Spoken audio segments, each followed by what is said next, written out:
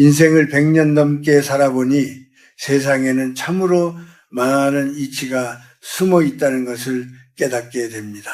사람들은 흔히 운명이라는 것이 하늘에서 뚝 떨어지는 거창한 것이라 생각하기 쉽지만 실상은 전혀 그렇지 않아요.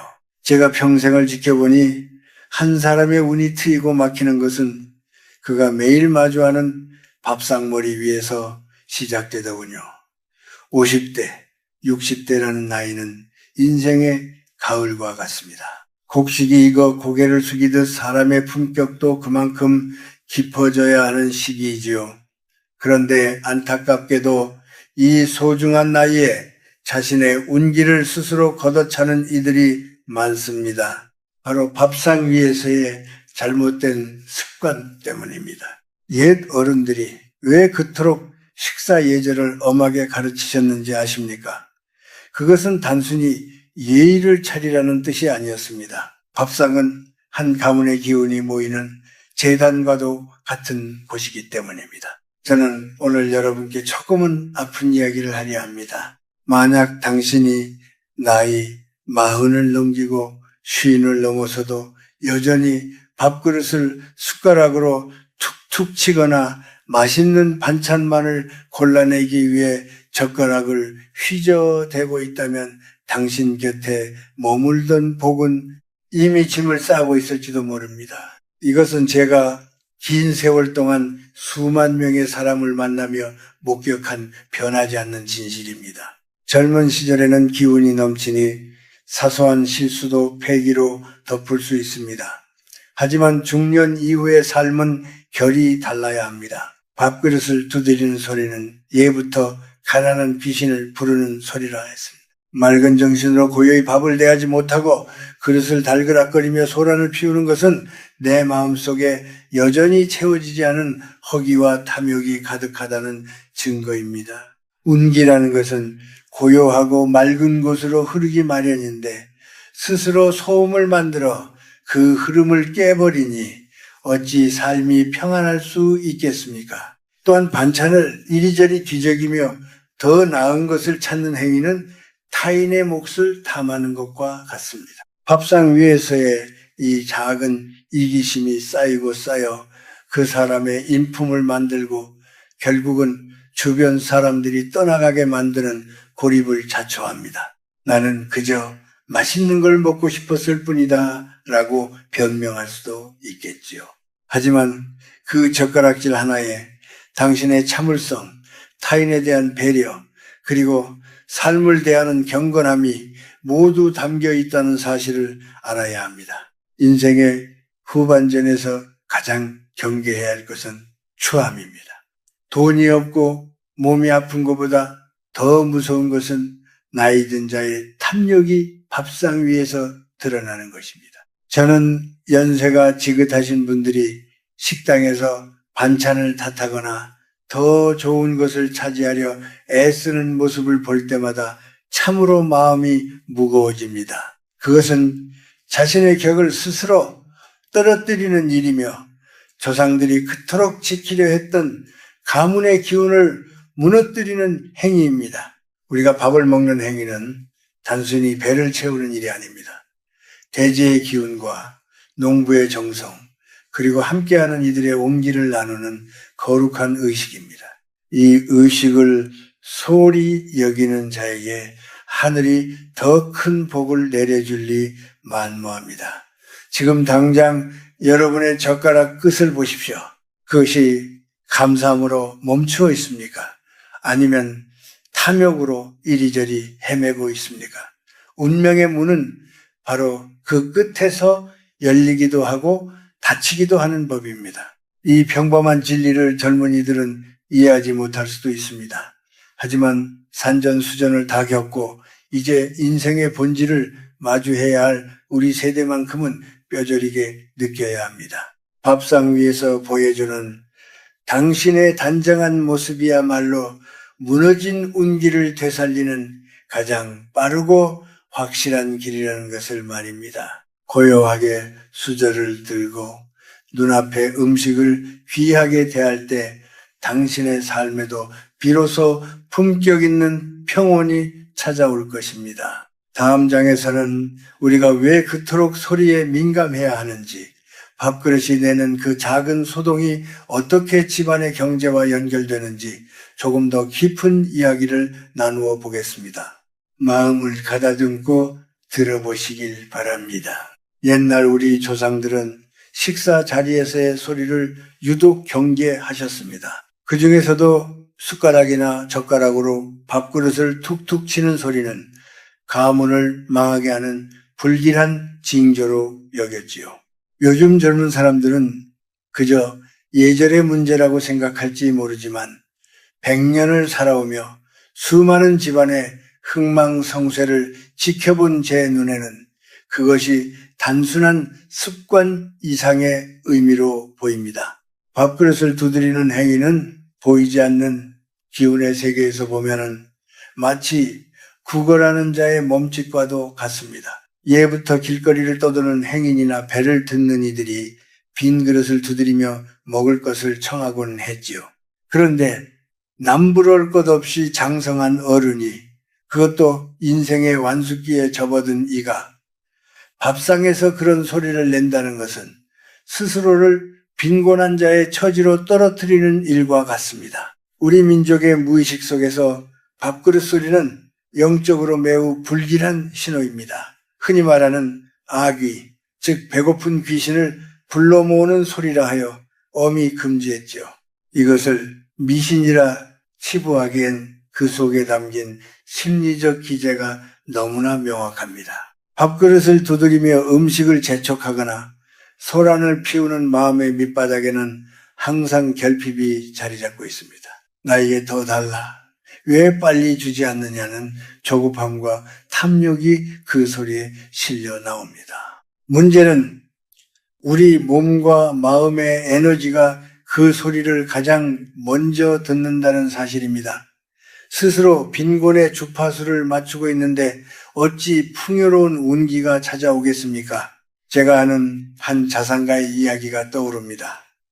그 집안은 대대로 부유했으나 어느 순간부터 가세가 기울기 시작했습니다. 그 집의 어른은 평소 성격이 급해 밥이 나오기도 전에 숟가락으로 상을 치거나 그릇을 만지작거리며 소리를 내는 버릇이 있었지요.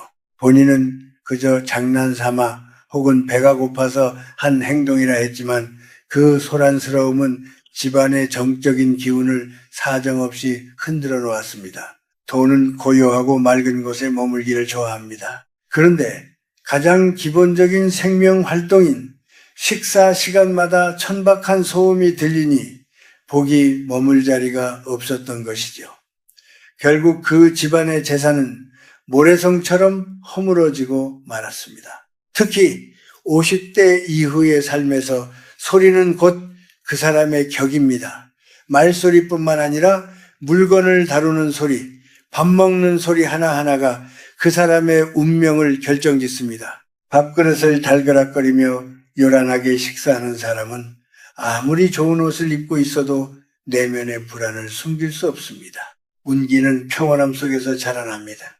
음식을 앞에 두고 그 귀함을 찬찬히 음미하며 고요히 수저를 움직이는 사람에게는 품격이 서리고 그 품격이 곧 천금보다 귀한 인복과 재물운을 불러오는 법입니다. 반대로 생각해 보십시오. 여러분이 누군가에게 귀한 대접을 하려는데 그 상대가 밥그릇을 툭툭 치며 불만을 표시하거나 소란을 피운다면 다시는 그 사람과 마주 앉고 싶지 않을 것입니다.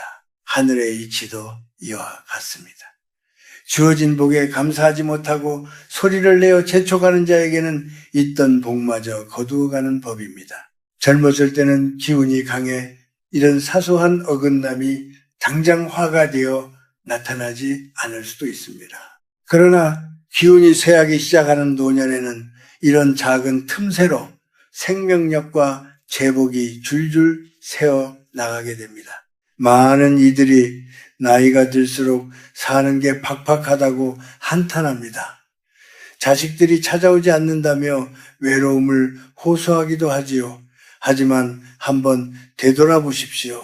당신의 밥상머리가 혹시 타인에게 불쾌감을 주는 소음으로 가득하지 않았는지, 배고픈 짐승처럼 그릇을 탐하며 소리를 내지는 않았는지 말입니다. 밥그릇 소리는 당신의 영혼이 내는 비명일지도 모릅니다. 나는 여전히 배가 고프고 여전히 세상에 불만이 많다는 그 부정적인 선언을 멈추어야 합니다. 이제부터라도 식탁에 앉으면 잠시 손을 멈추고 고요를 찾아보십시오. 수저가 그릇에 부딪히는 소리를 최소화하고 입안에 음식을 씹는 소리조차 경건하게 느껴질 만큼 정갈하게 드셔보십시오. 그 고요함이 당신의 흐트러진 운기를 바로잡아 줄 것입니다. 소란스러운 마음이 가라앉으면 비로소 보이지 않던 기회들이 보이고 멀어졌던 사람들이 당신의 온화한 기운에 이끌려 다시 돌아오게 됩니다. 밥그릇을 두드리는 그 가벼운 손놀림이 당신의 노년을 얼마나 무겁게 짓누를 수 있는지 부디 잊지 마시길 바랍니다. 다음 장에서는 젓가락으로 음식을 뒤적이며 좋은 것만 골라 먹는 행위가 어떻게 우리의 인품과 인맥을 무너뜨리는지 그 서글픈 진실에 대해 이야기해 보려 합니다. 우리가 무심코 저지르는 그 작은 행동이 얼마나 무서운 결과를 초래하는지 함께 생각해 보시지요. 우리는 흔히 밥상머리 교육이라는 말을 합니다. 그 중에서도 가장 금기시되는 행동이 무엇인지 아십니까? 바로 젓가락으로 음식을 이리저리 뒤적이며 맛있는 것만 골라내는 행위입니다. 제가 100년을 넘게 살며 수만 명의 사람과 마주 앉아 식사를 해보니 그 사람의 앞날이 평탄할지 아니면 고난의 연속일지는 이 짧은 젓가락질 한 번에서 모두 드러나더군요. 특히 인생의 중반을 넘어서고 인생의 가을을 맞이하는 50대 이후에 이런 행동을 멈추지 못한다면 그것은 단순히 예의의 문제가 아니라 자신의 운기를 스스로 갉아먹는 무서운 독이 됩니다. 음식을 뒤적이는 행위는 내 마음속에 도사린 뿌리 깊은 이기심과 탐욕의 발현입니다. 접시에 담긴 음식은 그 자리에 함께 앉은 모든 이들의 공유물입니다. 그런데 나 하나 더 맛있는 것을 먹겠다고 남의 몫을 헤집어 놓는 것은 세상의 이치를 무시하고 오직 자신의 배만 채우겠다는 천박한 선언과도 같습니다. 이런 사람들은 대개 평소에도 자기중심적이며 타인의 희생을 당연하게 여깁니다. 운이라는 것은 사람을 타고 흐르는 것인데 주변 사람들의 마음을 상하게 하면서 어찌 좋은 기운이 나를 찾아오기를 바랄 수 있겠습니까?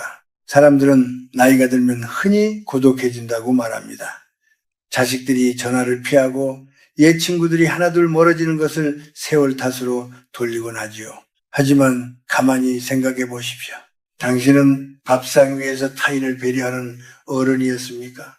좋은 반찬을 슬쩍 자식이나 손주 앞으로 밀어주지는 못할 망정 가장 크고 좋은 조각을 먼저 차지하기 위해 젓가락을 휘두르지는 않았는지 말입니다. 젓가락으로 반찬을 뒤적이는 모습은 마치 굶주린 짐승이 먹이를 찾는 듯한 형상을 챕니다. 그런 모습에서는 어른의 품격도 삶의 여유도 찾아볼 수 없습니다. 타인은 그런 당신의 모습에서 무의식적인 거부감을 느끼고 서서히 멀어지게 되는 것입니다. 또한 동양의 관상학이나 기학의 관점에서 볼 때 음식을 헤집는 것은 자신의 복을 밖으로 퍼내는 행위와 같습니다. 밥상은 정갈함이 생명입니다. 정갈하게 놓인 음식을 흐트러뜨리는 것은 나에게 주어진 안정된 기운을 스스로 흔들어 깨뜨리는 일입니다. 이것보다 더 좋은 것이 있겠지라며 끊임없이 뒤적이는 마음은 현재에 만족하지 못하는 불행의 씨앗입니다. 이런 마음가짐으로 세상을 사니 늘 부족함을 느끼고 손에 쥔 복조차 제대로 누리지 못하는 빈곤한 영혼으로 늙어가게 되는 것입니다. 중년 이후의 삶에서 가장 귀한 재산은 돈이 아니라 사람입니다. 그런데 밥상 위의 무례함은 당신이 평생 쌓아온 인맥의 공든 탑을 순식간에 무너뜨립니다. 식사 한 끼를 같이 해보면 그 사람의 됨됨이를 알 수 있다는 말은 결코 과장이 아닙니다. 정갈하게 자신의 앞쪽 반찬을 집어 소리 없이 먹는 사람에게는 신뢰가 가고 그 곁에 머물고 싶은 마음이 생깁니다. 반면 접시 전체를 헤집어 놓는 사람에게는 자신의 소중한 것을 맡기고 싶어 하는 이가 아무도 없습니다. 결국 그런 사소한 습관이 당신을 사회적, 심리적 고립으로 몰아넣는 것입니다. 우리는 흔히 상처받았다고 말하고 대우받지 못한다고 서운해합니다. 하지만 진정한 존경은 요구에서 얻어지는 것이 아니라 나의 사소한 태도에서 뿜어져 나오는 향기에서 시작됩니다. 젓가락 끝에 실린 탐욕을 내려놓으십시오. 눈앞에 음식을 있는 그대로 받아들이고 나보다 남의 젓가락이 갈 곳을 먼저 살피는 여유를 가지십시오. 그것이 바로 무너진 운기를 되살리고 중년의 고독을 치유하는 첫걸음입니다. 맛있는 것 한 점을 포기하는 대신 당신은 사람의 마음을 얻고 하늘의 복을 담을 수 있는 넓은 마음의 그릇을 얻게 될 것입니다. 당신의 젓가락이 머무는 자리에 탐욕이 아닌 배려의 향기가 남기를 바랍니다. 이제 다음 장에서는 우리가 인생의 후반전에서 진정으로 버려야 할 것들과 모욕적인 상황에서도 평온을 유지하며 운기를 지키는 실천적인 방법들에 대해 말씀드리겠습니다. 당신의 삶이 더는 젓가락 끝에서 흔들리지 않기를 진심으로 기원합니다. 나이가 들어 몸이 예전 같지 않고 자식들에게 서운한 감정이 들 때 우리는 흔히 세상이 나를 알아주지 않는다고 원망하곤 합니다. 하지만 제가 100년을 살아보니 세상의 대우는 결국 내가 나를 어떻게 대하느냐에 따라 결정되더군요. 쉰을 넘기고 예순을 넘긴 나이에 누군가로부터 무시를 당하거나 자존감의 상처를 입었다면 그것을 남의 탓으로 돌리기 전에 나의 일상을 먼저 들여다봐야 합니다. 특히 운기가 꺾였다고 느껴질 때 가장 먼저 살펴야 할 곳은 바로 내가 매일 머무는 식탁과 주방입니다. 운기를 되살리기 위해 가장 먼저 실천해야 할 일은 낡고 이가 빠진 그릇을 과감히 버리는 것입니다. 우리 조상들은 그릇이 깨지거나 금이 가면 복이 새 나간다고 믿었습니다. 이것은 단순히 물건 아까운 줄 모르는 낭비가 아닙니다. 이가 빠진 그릇에 음식을 담아 먹는 행위는 내 스스로를 대접받지 못할 사람으로 규정하는 일과 같습니다. 비싼 도자기가 아니어도 좋습니다. 작고 소박하더라도 온전하고 정갈한 그릇에 음식을 담아 드십시오. 나를 귀하게 여기는 마음이 그릇 하나에서 시작될 때 비로소 타인도 나를 함부로 대하지 못하는 기운이 형성됩니다. 또한 식사 자리에서 절대로 하지 말아야 할 말이 있습니다. 바로 음식을 앞에 두고 가난을 한탄하거나 남을 헐뜯는 일입니다. 나는 돈이 없어서 이런 것밖에 못 먹는다. 혹은 누구네 자식은 잘 나갔다는데 우리 집은 왜 이 모양이냐는 식의 말은 밥상머리에서 독을 뱉는 것과 같습니다. 음식은 대지의 기운을 몸으로 받아들이는 신성한 매개체입니다.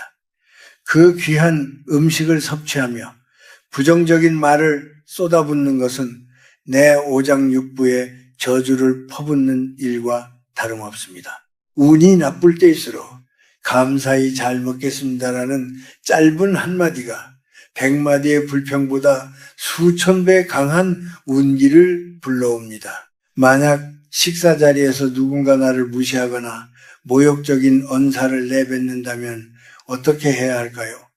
젊은 시절처럼 소리를 높여 싸워야 할까요? 아닙니다. 중년 이후의 진정한 힘은 침묵과 단정한 태도에서 나옵니다.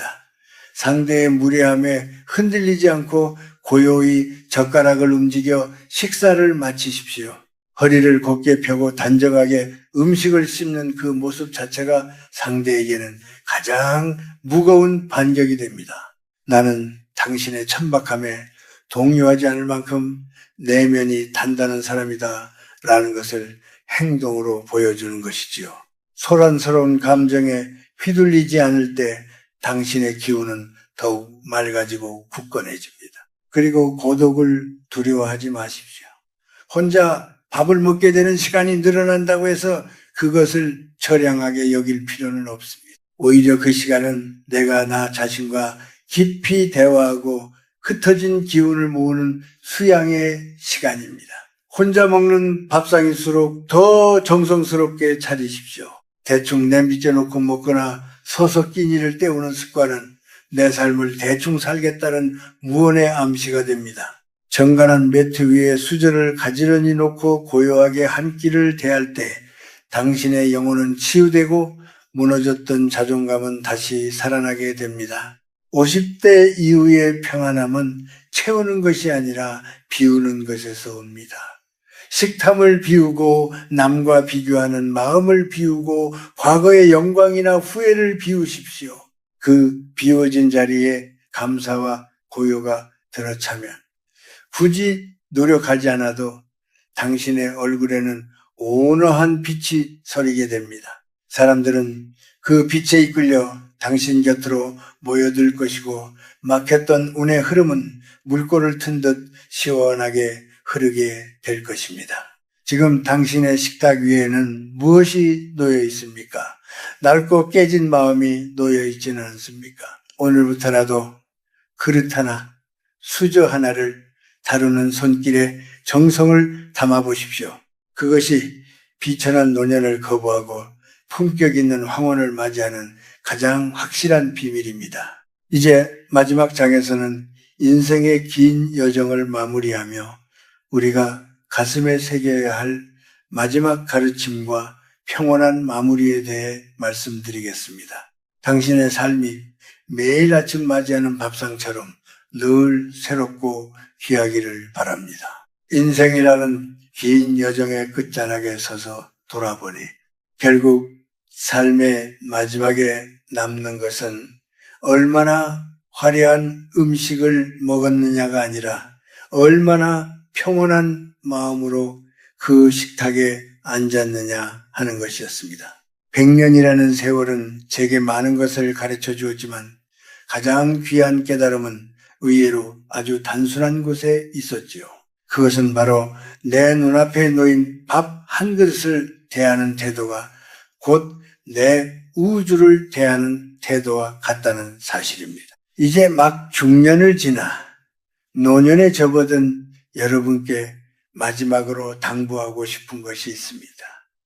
나이가 들수록 우리의 삶은 점점 단순해져야 합니다. 복잡한 인맥이나 거창한 성공에 매달리기보다 오늘 나에게 주어진 이 소박한 식사가 나를 살게 하는 기적임을 믿으십시오.